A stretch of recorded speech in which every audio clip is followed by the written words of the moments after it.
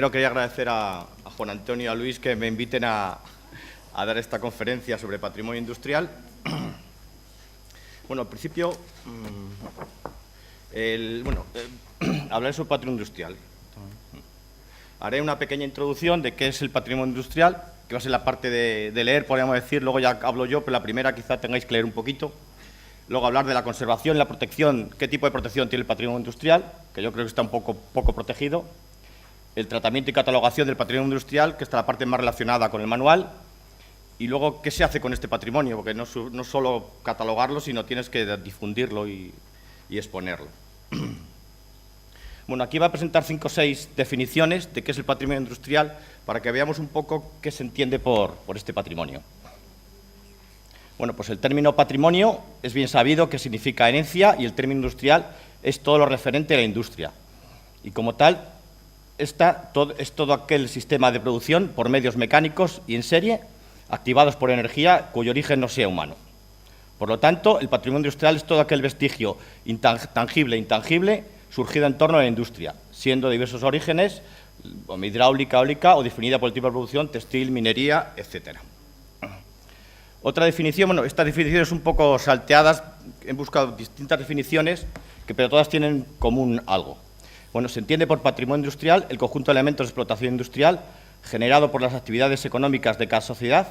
Este patrimonio responde a un determinado proceso de producción, a un concreto sistema tecnológico caracterizado por la mecanización, dentro de una manifestación de relación social capitalista. La verdad es que esta última línea no la entiendo bien, porque en la Rusia soviética supongo que también habrá patrimonio industrial, pero esta es la definición que se da en el Plan Nacional de Patrimonio Industrial. O sea, es entrecomillada la definición que dan. Luego, el patrimonio industrial hay de 2 tipos, tangible e intangible. El tangible son los inmuebles, de producción, caseros, tal.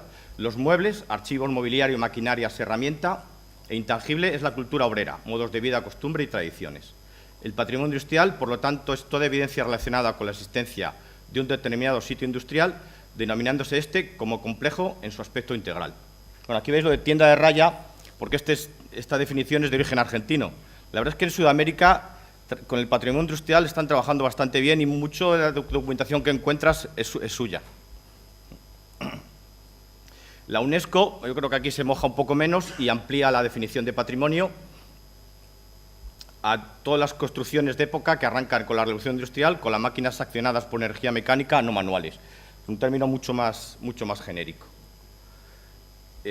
Otra definición podría ser conjunto de bienes y sistemas de sociabilidad relacionados con la cultura del trabajo que tiene su origen en las actividades generadas por el sistema económico surgido de la revolución industrial. Son un todo integral compuesto por el paisaje. Aquí también ya se incluye el concepto de paisaje dentro del patrimonio industrial, en el que se insertan las relaciones industriales que se estructuran, la arquitectura, las técnicas utilizadas en sus procedimientos, los archivos generados. ¿Ves? En esta definición, por ejemplo, no aparece el patrimonio mueble. O sea, habla del paisaje, de la arquitectura, las técnicas, que podrían ser quizá el material un poco, los archivos y las prácticas de arte simbólico. No aparece el mueble, la maquinaria por ningún sitio. Y luego otra definición más, ante la necesidad de superar el concepto de monumento, se utiliza la categoría más amplia de bien cultural, para introducir una parte del bien mueble y del diseño industrial en esta caracterización. Otra clasificación, esta es la clasificación que da también el Plan Nacional de Patrimonio Industrial, la define igual muebles, inmuebles e intangibles.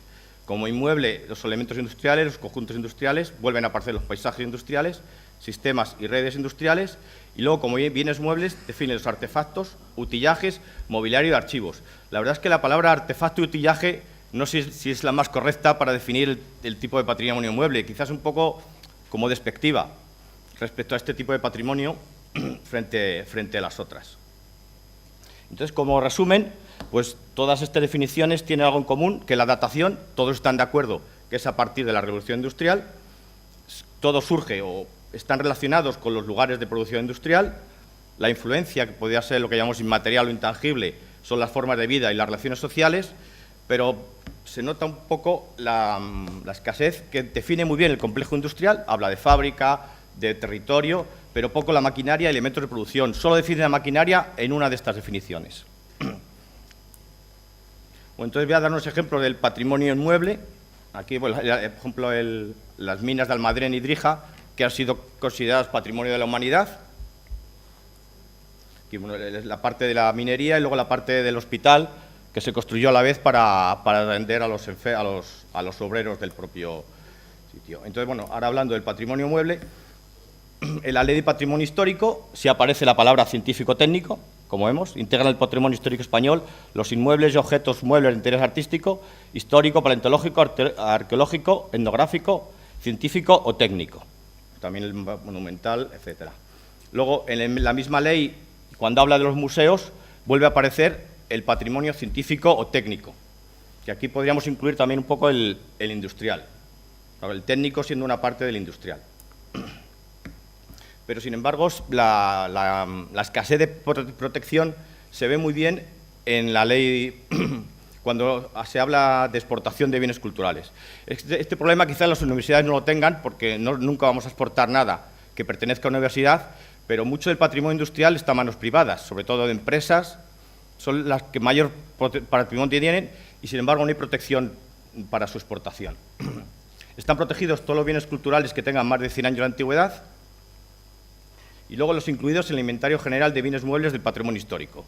Si consultamos este inventario general, ponemos la palabra máquina, nos aparecen 20 ejemplares, 20 piezas. Si buscamos maquinaria, que es el término genérico para incluir todo, nos aparecen 70. Y, sin embargo, en esta base de datos hay 45.000 registros. Quiere decir que de los 45.000 bienes protegidos en España, solo un 0,2% es referido al patrimonio industrial. Por lo tanto, ahora mismo podría exportar cualquier cosa de patrimonio industrial o tecnológico sin ningún problema cualquier persona. Luego, cuando se restringe un poco qué se puede exportar, aparecen dibujos, grabados y fotografías, acuarelas, aguadas y pasteles, esculturas y cuadros, pero no aparece nada del técnico. El mismo Ministerio, cuando refiere a cosas de menos de 100 años, aplica un reglamento europeo. Y si vamos al reglamento europeo, vuelve a ocurrir lo mismo. Tenemos juguetes, juegos, objetos de vidrio, piezas de orfebrería, muebles, instrumentos de óptica, fotografía, cinematografía, música, relojes, cerámica, tapices, cuadros, pinturas, acuarelas, pero no aparece por el lado ni el tecnológico ni el industrial. Y luego hay una pequeña excepción que habla de cualquier época, o sea, piezas que aunque tengan 5 años, las que son colecciones y especímenes procedentes de colecciones de zoología, botánica, mineralogía o anatomía, o colecciones con interés histórico, paleontológico, etnográfico o numismático, sí tienes que pedir permiso de exportación. Aunque la colección se haya formado hace 5 años, sí hay que pedirlo. Por lo tanto, vemos que siempre, por un lado, en la ley aparece el patrimonio, pero luego cuando llegamos a la hora de verdad de la protección, se queda desprotegido. No hay forma de protegerlo.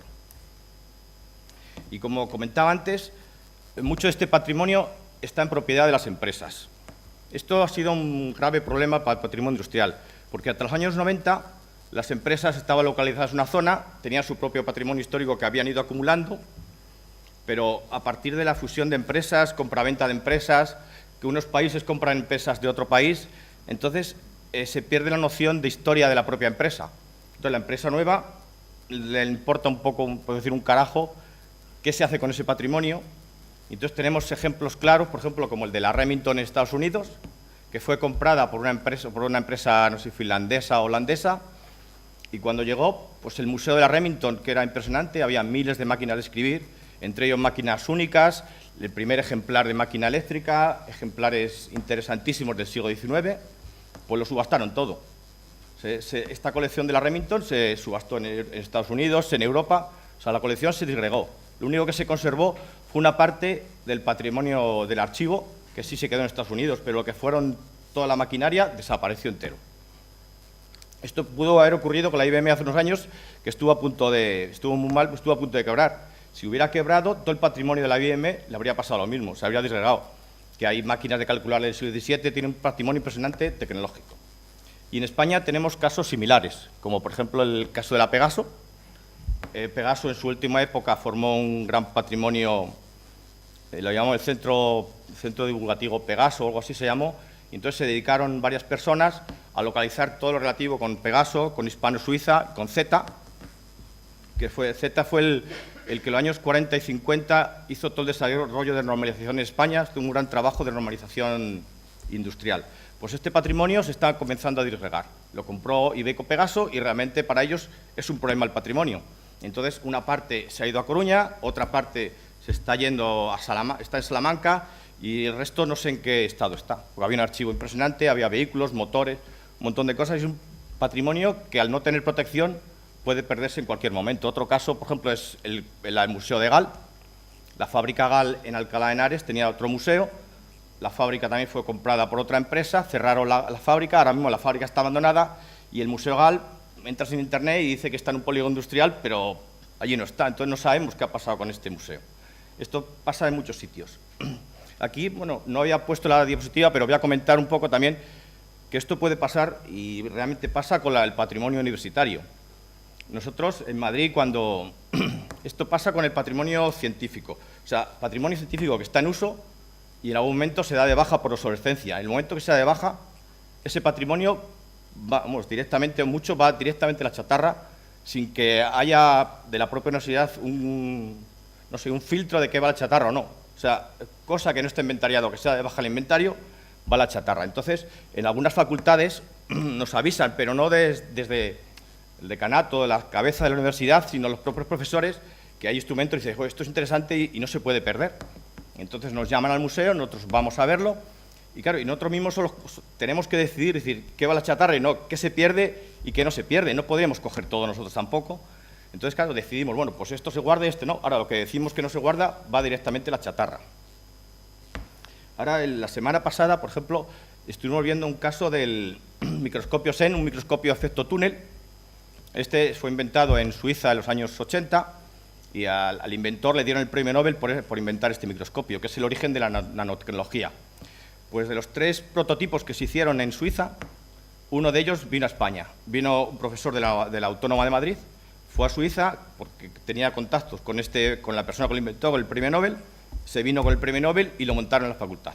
Entonces, a partir de este microscopio se desarrolló la nanotecnología en España. O sea, el origen, ahora que está tan de moda nanotecnología en España, que estamos punteros en nanotecnología, es gracias a este microscopio. Pues este microscopio ahora mismo allí está protegido porque el propio departamento lo valoran, pero si ahora ese departamento se traslada a otro sitio, el microscopio se queda ahí y puede perderse directamente.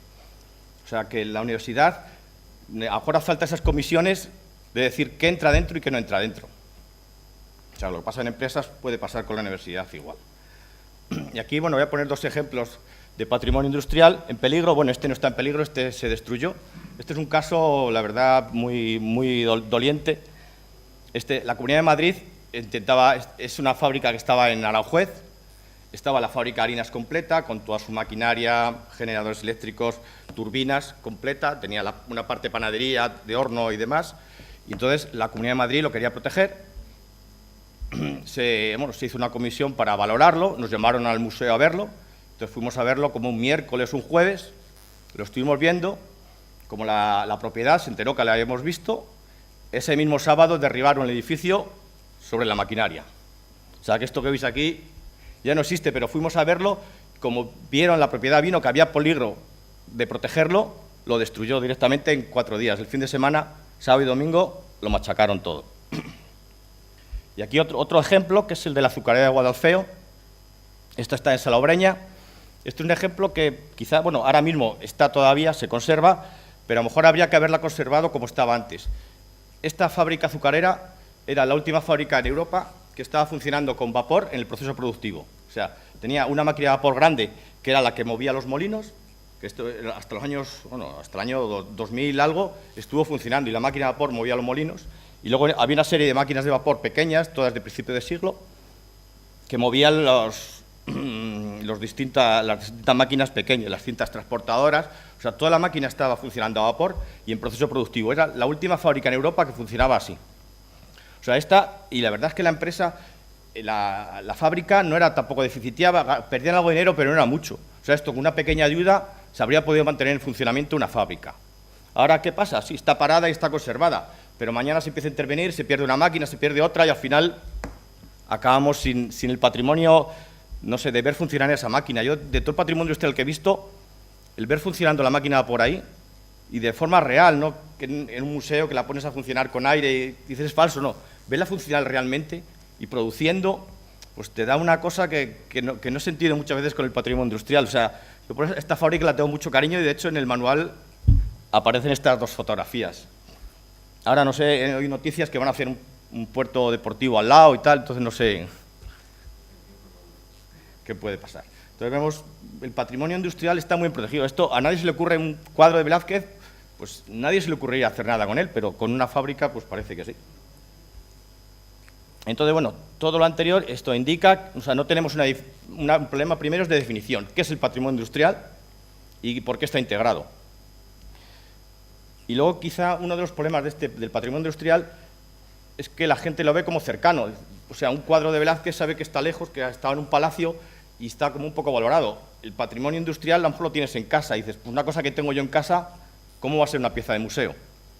Pues eso quizá es lo que haya que cambiar. O sea, que el patrimonio industrial es tan cercano, o verlo desde el punto de vista de que si un cuadro no sé, ha desarrollado España, pero por ejemplo un aparato industrial puede haber hecho más por el desarrollo español, por la historia de España, que una obra de arte. Eso ya luego es discutible. Pero bueno, y entonces lo que quería montar, que noticias como esta pueden llegar a cambiar la situación.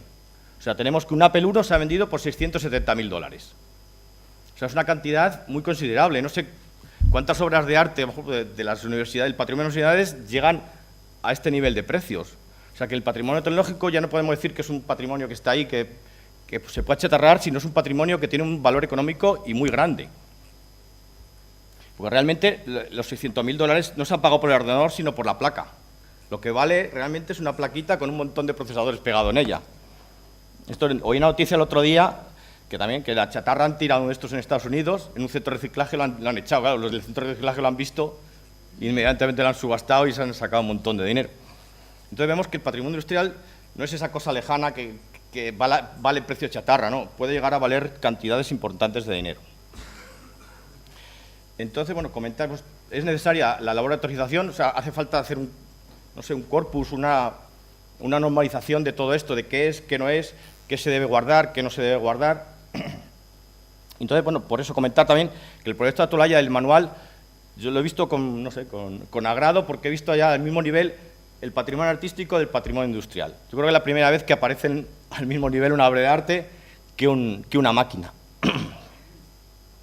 Entonces, esto yo supongo que con este tipo de actuaciones, pues se empezará a decir, bueno, pues si esto está junto con esto, pues serán del mismo nivel. Bueno, por otro lado, aquí, bueno, nos han implantado Domus hace un mes.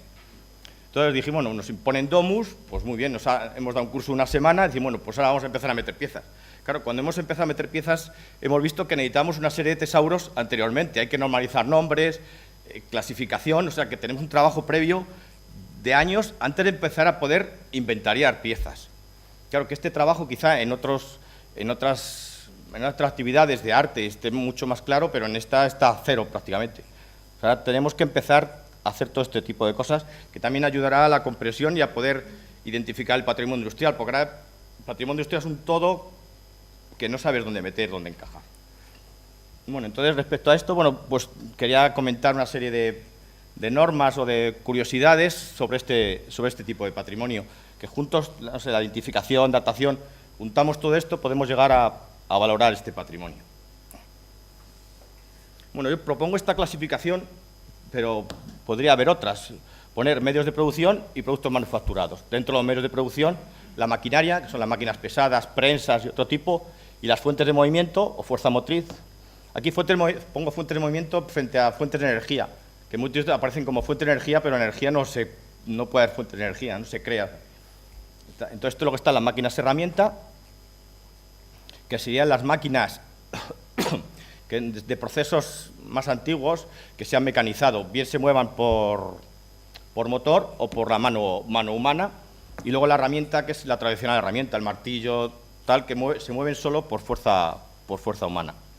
Y luego otra clasificación del patrimonio industrial podrían ser los productos manufacturados, aunque yo preferiría quizá llamarlo patrimonio tecnológico. Son lo que sale de estas fábricas. Aquí, bueno, podría aparecer también el patrimonio científico, pero el patrimonio científico yo creo que ya tiene un estatus propio en muchos sitios, entonces no lo he incluido, pero quería comentar aquí, claro, que... A ver, las gafas. Sí, las clasificaciones, Alfredo Morales, cuando hizo esta misma clasificación, Puso instrumentos científicos, tecnológico-industrial, él lo juntaba, y luego citaba el histórico-artístico. José Ramón hablaba de científico-técnico, juntaba los dos, científico y técnico. Y bueno, y yo tengo otra distinta, o sea, que cada persona tiene una clasificación de este patrimonio. Sin embargo, en el patrimonio histórico-artístico todo el mundo está de acuerdo, todo el mundo lo ha llamado patrimonio histórico-artístico. No ha habido una persona que le llame distinto. Sin embargo, este patrimonio pues, se sigue llamando de formas diferentes. Bueno, aquí quiero dar unos ejemplos de este patrimonio. La maquinaria, fundamentalmente en máquinas de vapor, un locomóvil, un generador eléctrico.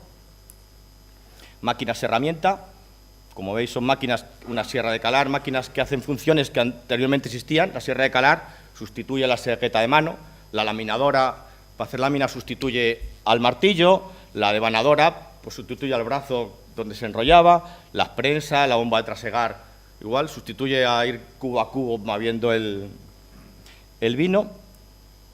Y luego pues otra serie de máquinas, una prensa, aquí esto son las máquinas herramienta, que son las máquinas que hacían funciones anteriormente, taladro, había taladros manuales, entonces ya se mecanizan, o bien por manivela, o bien eléctricos. El torno, y luego, bueno, incluyo la balanza, la he incluido ahí porque tampoco sabía dónde incluirla.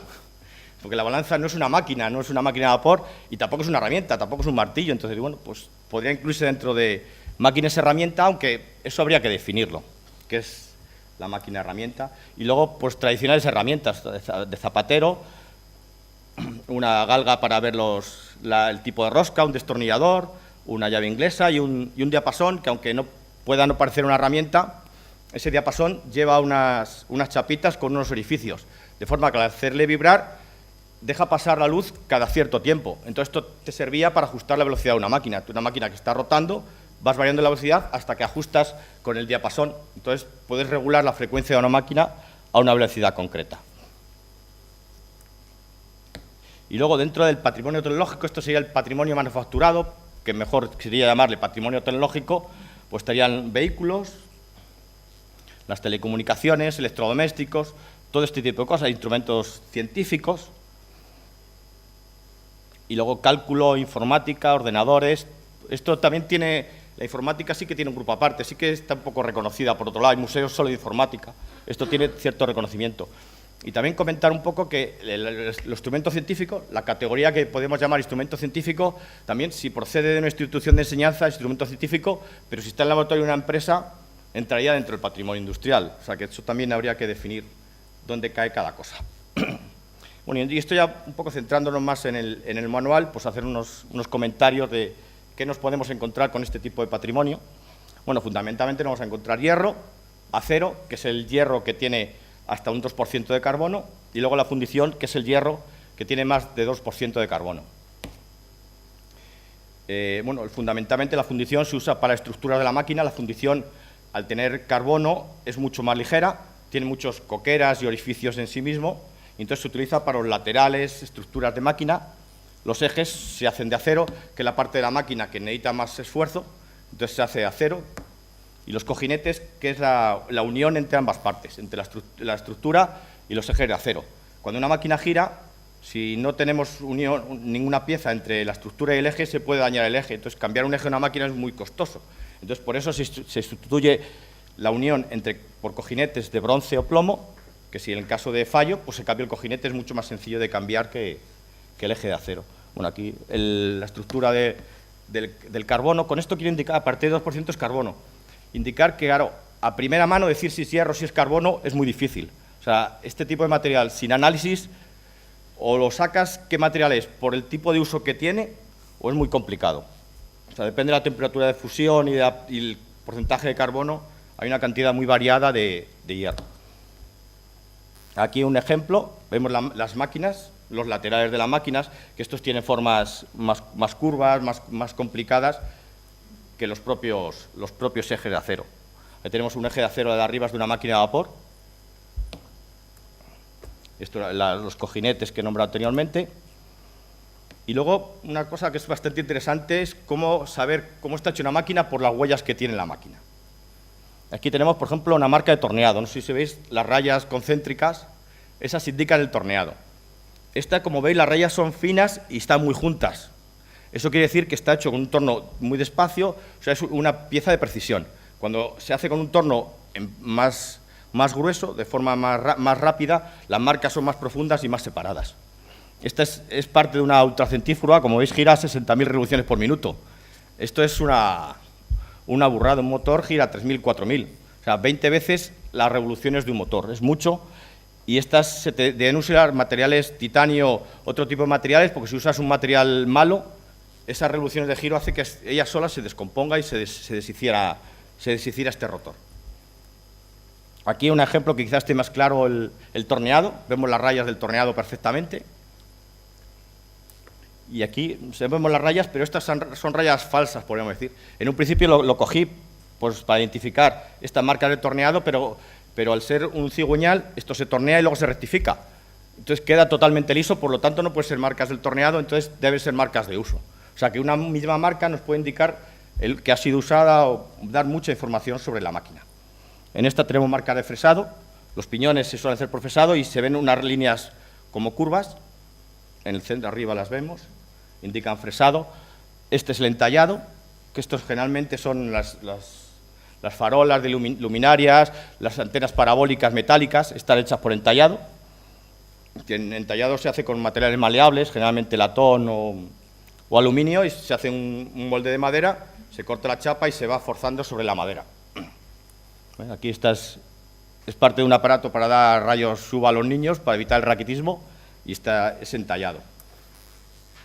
Aquí tenemos otra marca de entallado, pero en este caso no es de fabricación, sino es de sujeción. O sea, cuando sujetas en el torno el entallado, necesitas dos piezas que te unan. Esta es la marca de las dos piezas. Todo esto, aunque parezca no, es muy útil para poder identificar las piezas. Si es entallada, pues este plato podría estar hecho a mano o entallado. Si está hecho entallado, ya es fabricación industrial. Si está hecho a mano, puede ser anterior. Porque un plato de latón, por sí mismo, no te puede, si no tiene grabados o tal, no te puede identificar qué época es. O sea, puede ser del siglo XVIII, del siglo XVII o del siglo XX.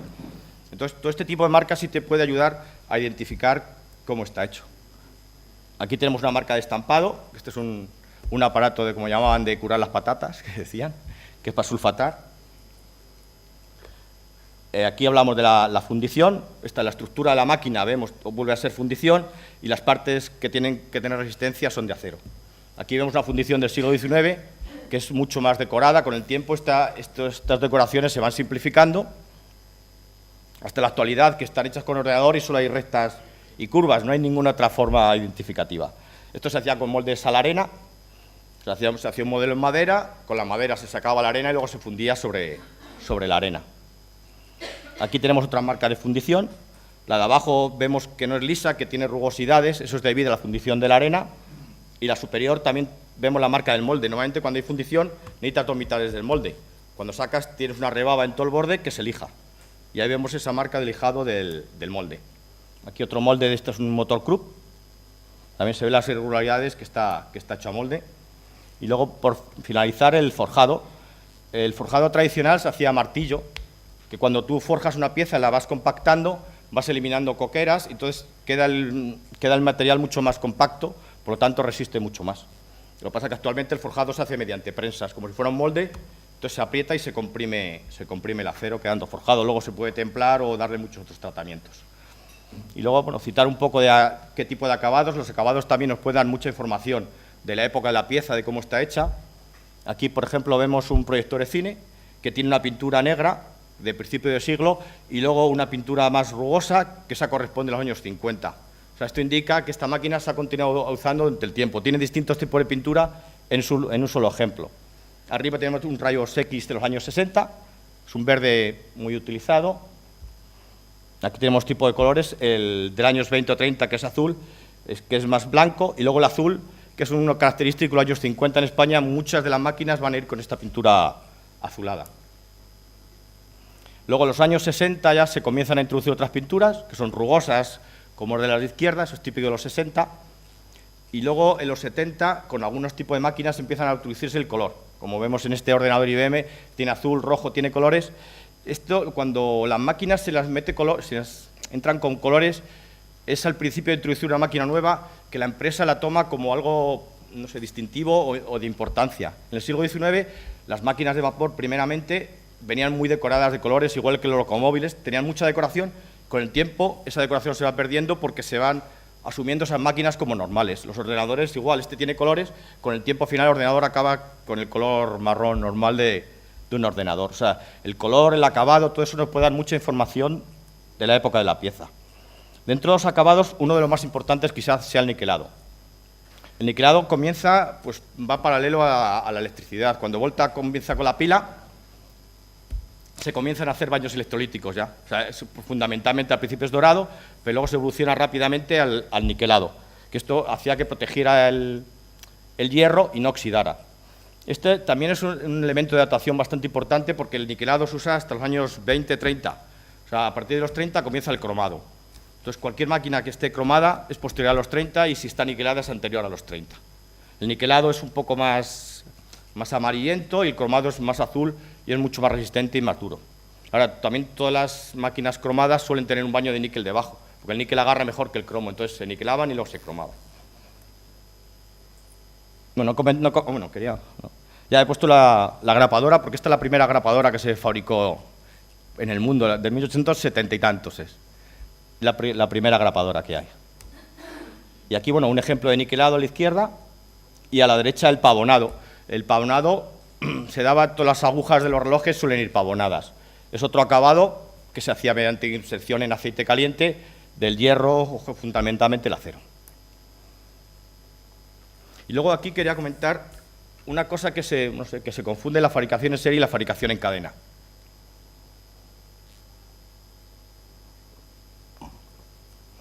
La fabricación en serie es el primer paso de la fabricación artesanal a la industrial. Cuando se fabrica en serie son pocos ejemplares, serán 20, 30, no llegarían más a 100, y cada pieza va numerada, tiene identificación propia. Entonces, aquí un ejemplo, la Hispano, este es un automóvil hecho por no la Hispano Suiza, sino la Hispano Guadalajara, que era una fábrica que era lo mismo, del mismo propietario, pero eran fábricas distintas. Y aquí vemos el modelo, pone serie, es la primera serie de este automóvil, y tiene el número de serie 525. El 500 es falso. Esto pasaba mucho en las fábricas, hacían números de serie muy largos para dar a entender que fabricaban mucha cantidad, que era una fábrica muy importante. Sin embargo, de este automóvil, este es el número más alto conocido, que es el 25. Normalmente es el 24, 23, hay números conocidos más bajos.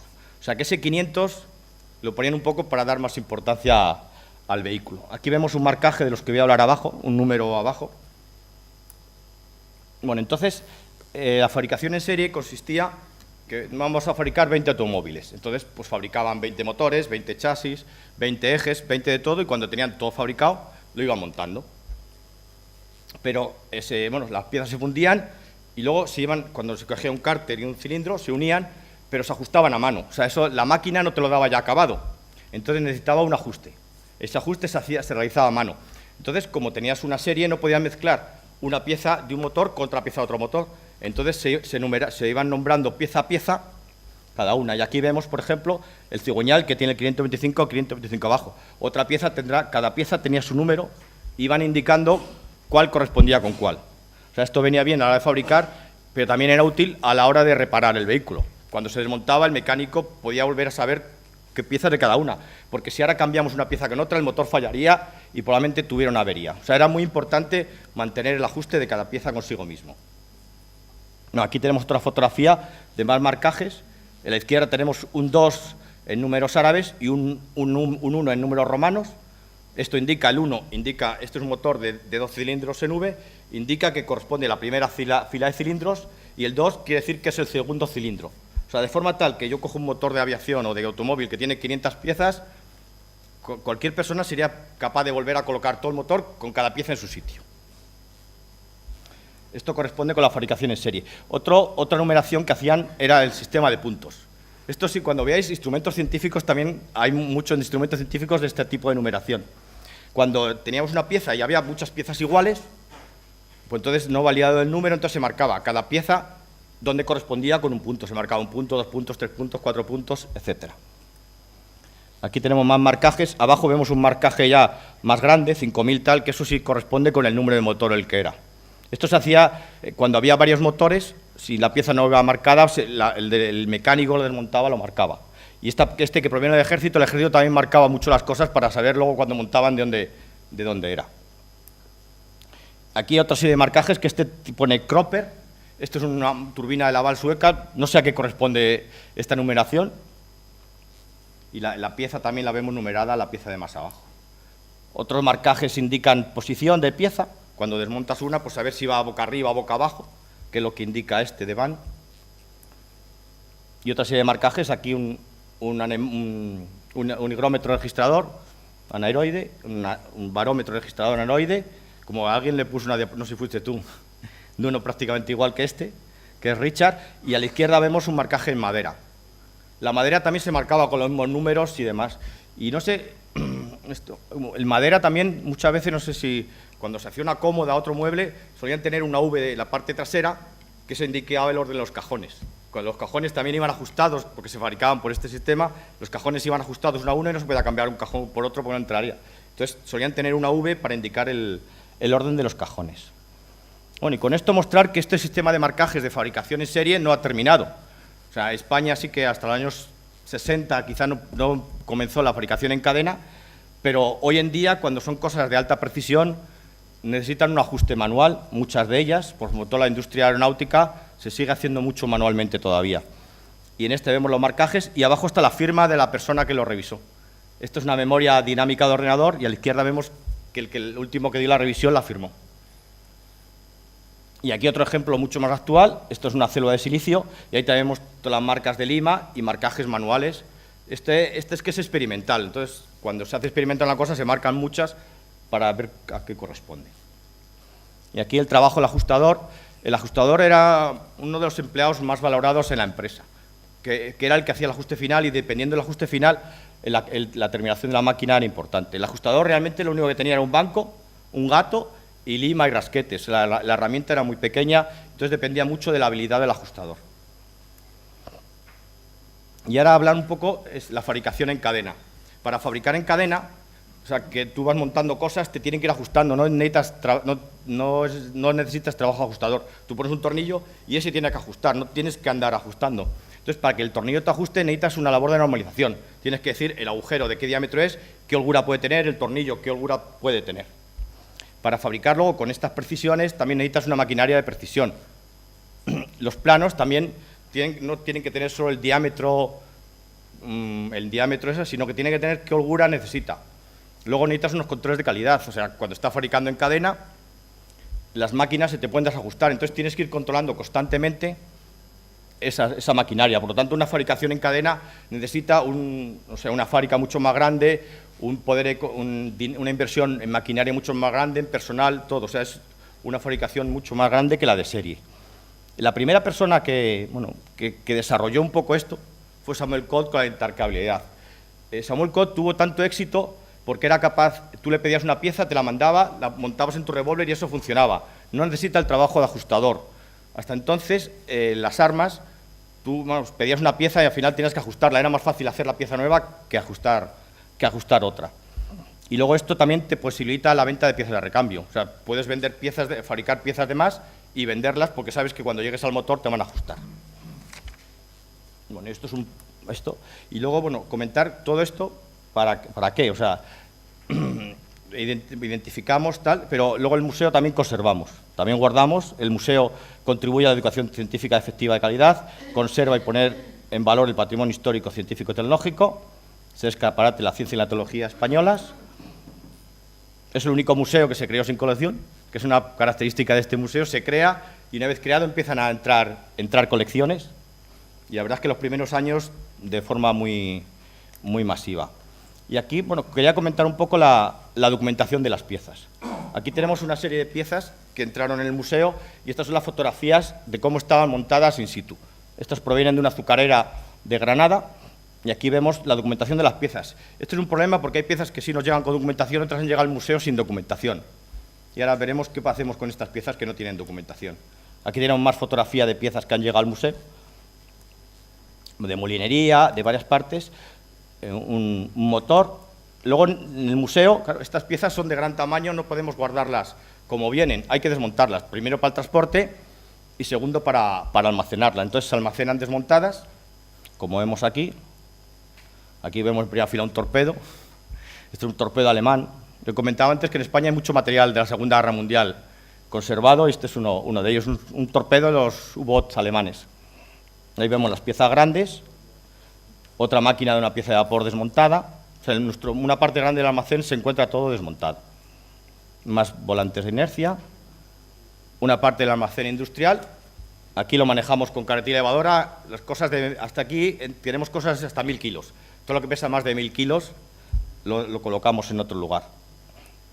Aquí otra parte de los almacenes industriales. Estos tienen 100 metros de largo.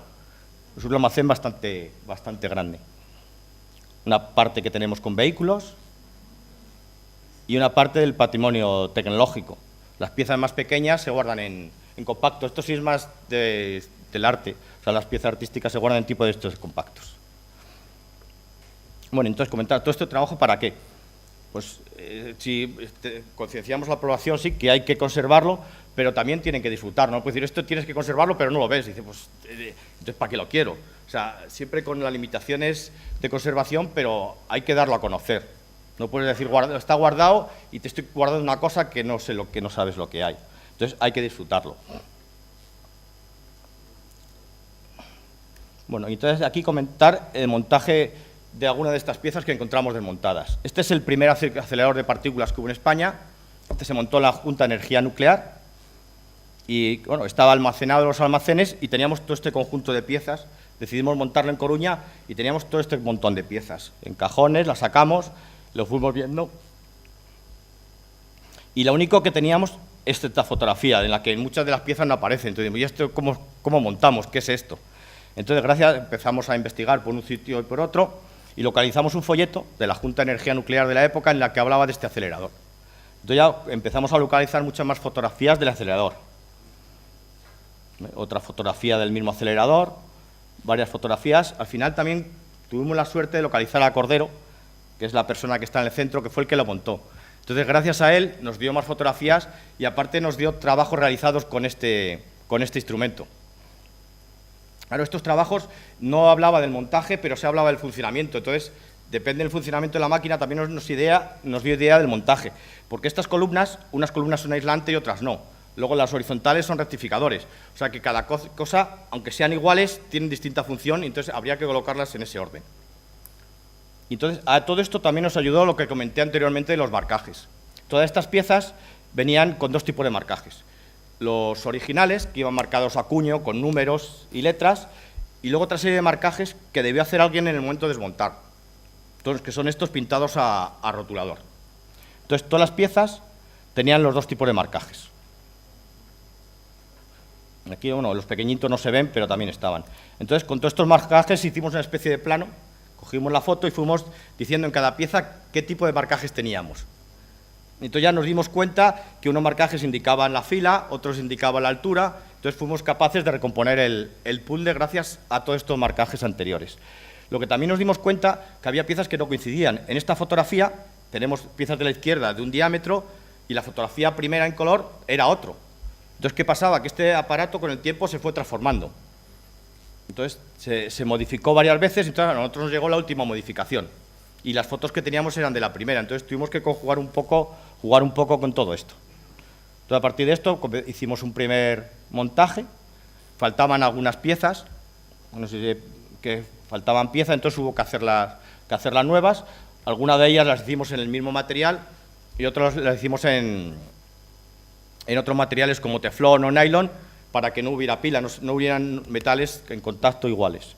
Entonces, hicimos un premontaje aquí en Madrid Delicias, que era esto, luego ya el primer montaje de piezas grandes y luego ya con bolas y todo. Entonces lo montamos, vimos que ajustaba, que estaba todo bien, entonces se desmontó y ya se trasladó a Cuñade para hacer el montaje definitivo. Estas vistas del montaje definitivo de la pieza, como es la foto original y cómo está, y aquí no se ve, pero luego había piezas muy grandes que faltaban, que ya se hicieron en madera. Son unas que se ven grises, o sea, para que la pieza tuviera la forma completa, se hicieron gris para no falsificar, no hacer el material original, pero sí que vieras la forma como estaba compuesto. Y aquí le vemos el acelerador en la sala. La verdad es que Coruña fue una ventaja muy grande, porque hasta ahora no podíamos, las máquinas grandes las teníamos en el almacén y nunca sabíamos dónde exponerlas. Cuando hablaba de una exposición le hablaba de máquinas grandes y la gente se le iba huyendo, la querían chiquitinas, nadie quería piezas grandes. Pero sin embargo en Coruña sí teníamos espacio suficiente para hacerlas. De hecho, aquí hay 8 o 10 metros, un poco más allá tenemos 20 metros, o sea, teníamos alturas y espacios muy grandes. Esto parece pequeño, pero la maquinaria aquí es maquinaria muy grande. Y aquí la misma vista con público. Entonces luego, bueno, sí, localizamos fotos. Aquí hay un interactivo en que va contando un poco la historia del acelerador, cómo se montó, toda la vida del mismo. La verdad es que en el museo tenemos muchas de las piezas que fueron el primer ordenador que hubo en España, el primer microscopio que hubo en España, el primer acelerador de partículas. Nos ha llegado de distintas formas, pero ahora nos han ido llegando piezas muy interesantes. O sea, que ese patrimonio, el primer acelerador de España, pues mucha tecnología se ha desarrollado gracias a eso. El primer ordenador que llegó a Renfe, muchas cosas se han desarrollado gracias a él. El primer microscopio, o sea, esos aparatos llegan a España y hacen que unas líneas de conocimiento se desarrollen más que otros. Y aquí el ejemplo de una máquina, un volante de inercia y una máquina de vapor de los que hemos visto antes. Como veis aquí, el transporte siempre se hace con el embalaje correcto. Nosotros las piezas las tratamos, hacemos igual que si fuera la menina. De hecho, la protección es igual, son BIC. Todas las piezas que están dentro de un museo nacional son BIC por definición, igual que el edificio. O sea, el tipo de edificio que sea, si tiene un museo nacional, ya el edificio también es BIC. Entonces, como las conservamos, porque dices, bueno, un rozón no pasa nada, un rozón aquí, pues no pasa nada, pero otro rozón, al cabo de 200 años a lo mejor ya no te queda pintura, no pierdes mucha información de la ESA. Entonces nosotros debemos conservarlo y mantenerlo al menos como lo hemos encontrado. Entonces por eso todo se trata, y aparte que el hierro fundido, esto es hierro fundido, tiene un problema que si un mal movimiento, un mal montaje, o sea, tú lo pones en plano, una cosa muy larga, y no la apoyas en varios puntos, de su propio peso puede partir. O sea, es un material muy frágil, aunque parezca mentira. Un golpe y parte. Entonces, hay que tratarlo con excesivo mimo, por lo menos este tipo de material. Aquí lo trasladamos en Coruña y se restauró en Coruña. Aquí ya vemos que apareció la pintura original, el marrón original, de la máquina de vapor. Distintos montajes, aquí poniendo los tornillos faltaban, hubo que buscar unos tornillos así de gordos, nos costó, lo localizamos, lo hicimos en acero inoxidable, y se montó. Aquí está junto al ordenador, este es el primer ordenador que hubo en España, un IBM 650, este fue a Renfe, tenía un K, o sea, con un K se llevaba una parte de Renfe, o sea, que ahora es que nos están vendiendo cosas que no son. Este tenía 2000 lámparas de vacío, o sea, en cada chapita esa van una serie de lámparas de vacío en fila, y luego llevaba una memoria, una especie de disco duro que va abajo, que es un mamotreto así de grande, y funcionaba con un K. Y una parte de la programación había que hacerla con cable. O sea, tú empalmabas cosas físicamente, cogías un cable y le cambiabas el sitio para programar. Y aquí, bueno, otro ejemplo de movimiento de piezas grandes, el locomóvil. Como veis, va siempre embalado. O sea, nosotros, sean industriales el tipo de pieza, siempre van no con el mismo embalaje, sino con el embalaje adecuado a cada pieza. Pues muchas veces cuando nos piden piezas en exposición, a veces quizá les cueste más el embalaje y el transporte que la propia pieza, pero claro, nosotros debemos conservarlas. Aquí, bueno, el refuerzo que tuvimos que hacer en el suelo para meter la grúa en el museo. La verdad es que el montaje de Coruña fue un montaje bastante complicado. Aquí, bueno, más colocaciones de la máquina entrando en Coruña, la máquina de vapor. Y la locomóvil ya montada con su chimenea. Aquí pusimos la película de Dolce Vita, que apareció una máquina de vapor como esta funcionando. Y la película está, un fragmento de la película abajo. Y luego ya, para finalizar, contar el Boeing, que es la pieza más grande que tenemos en el museo. En Coruña ahí teníamos la zona esta de 23 metros de altura. Dices, ¿qué metes de 23 metros de altura? Entonces pensamos, bueno, pues buscamos un cohete, que quizás sea lo primero que piensas, un cohete espacial, pero también dijimos, en España la carrera espacial no hemos sido especialmente...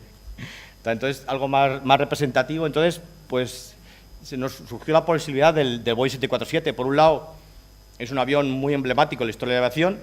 Este avión, en Iberia comentaban que le retiraron porque tenía mucho consumo, no por problemas del avión. O sea, aviones muy buenos, funcionaban muy bien, pero gastaban todo. Y entonces, bueno, pues cogimos el Boeing 747 y este en particular, que tiene la particularidad de haber sido el que transportó el Guernica a España. En su bodega, en la bodega de este avión, llegó el Guernica a España. Aunque ahí veamos la matrícula, que es IAF, este avión estuvo en Iberia, luego fue a Estados Unidos, volvió a Iberia, entonces se rematriculó con la matrícula actual, que es IAF, pero la matrícula original es esta, DLD. Y aquí se le ve cuando se hizo el transporte del Guernica en España. Fue en esta bodega donde vino. Y entonces, bueno, para meterle, claro, en el museo no nos cabía el avión completo, entonces cortamos una parte. Por la parte de primera, cortamos con toda la cabina y todo lo demás. Entonces aquí, pues, tuvimos que desmontar en 6 piezas, salieron del jumbo, aquí vistas del manejo del mamotreto.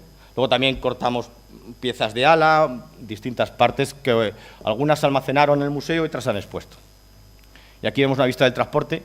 Fue escoltado de la Guardia Civil de Madrid a Coruña porque ocupa 2 carriles de la carretera. La verdad es que en algún sitio tuvo un problema que se enganchó en algún túnel y entonces tuvo que dar vueltas. Fue un transporte de varios días. Entonces, el avión, luego, pues, esta es la fachada por la que se colocó. Para meterlo dentro tuvimos que también quitar una columna del edificio, por lo tanto hubo que hacer una estructura para descargar esa columna y fue bastante complicado. Bueno, aquí metiendo el avión por la parte de abajo, y arriba se ve el cuadrito de la columna que falta. Esto parece estrecho, pero son 6-8 metros. Aquí distintas partes del montaje. Y esto es una curiosidad, que ese es el refuerzo del techo que hubo que hacer para soportar el avión. El avión iba todo soportado sobre la rueda delantera, y eran unas cuantas toneladas, entonces se transmitió con una columna, y en la parte de abajo se hizo este soporte, que son unas tiras de fibra de carbono pegadas en el techo. Esto los arquitectos dicen que aguantan y llevan 5 o 6 años y el avión no ha caído, pero la verdad es que lo ves y dices, pero pegadas con pegamento en el techo. Y eso aguanta y ahí están, son unas tiras de carbono pegadas. Esta parte la queríamos enseñar, pero ahí está el aire acondicionado dentro, entonces no podemos enseñarla, pero si no es una parte curiosa de ver. Y aquí, bueno, ya montaje del avión, prueba de carga que hicimos para comprobar que el avión soportaba el peso, porque íbamos a hacer visitas en él, que de hecho se hacen visitas en el avión. Aquí una parte del montaje. Aquí también tuvimos bastantes problemas con la recuperación de los relojes, porque el avión no tenía relojes. Entonces, después Iberia desmontó otro Boeing 747 y ya nos dio toda la parte interior y fuimos capaces de completarlo. Y aquí ya está el avión completo. Visitas el avión por abajo y sales 2 plantas más arriba en el edificio. Sales por la exposición de temporales. Visitas la bodega, ves dónde estuvo el Guernica, ves la parte de primera clase y luego subes a la cabina del piloto. Aquí montamos también un motor que también está colgado y pegado del techo. Aquí el avión, ¿ves? La escalera ya la cabina del piloto montada y terminada. Esta es la parte del ingeniero de vuelo. Este es el que controlaba realmente el avión. El piloto pilotaba y el ingeniero el que iba controlando todo lo demás. Luego hubo zonas del avión que dejamos abiertas para que se viera los mecanismos originales, que también los ves y son unos cablecitos, unos alambres finos los que manejaban el avión, que también te da a veces un poco de cosa, pero bueno. Luego todos los cableados, el avión tenía cableados por todos los sitios, es impresionante la cantidad de kilómetros de cable que lleva un avión. Una vista desde el avión, esto es la sala que se ve. Bueno, y esto es todo. No sé si os ha parecido más rollo, menos rollo.